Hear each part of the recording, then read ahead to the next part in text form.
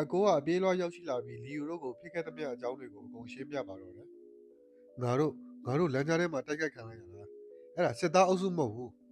တယောက်တည်းပဲသူကအရမ်းမြင်ပြီးခွန်အားကလည်းကြောက်စရာကြီးငါတို့ဘာမှမတတ်နိုင်ခင်မှာပဲနိုဗာကိုဖမ်းပြီးခေါ်သွားတာဟေးဘလက်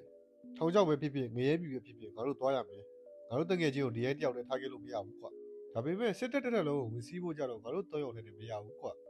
ဟုတ်တယ်လီယိုမင်းပြောတာမှန်တယ်အခုချိန်မှာငါတို့ရဲ့ The Shadow လှုပ်ဝက်အဖွဲ့စီကစစ်ကူတောင်းဖို့အချိန်ရောက်ပြီဒီမှာကလေးကဘာဖြစ်လို့ငိုနေတာလဲ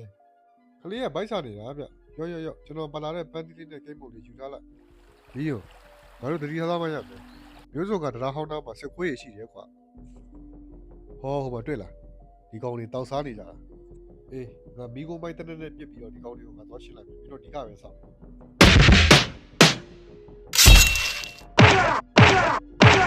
မင်းလာကွာသေစမ်း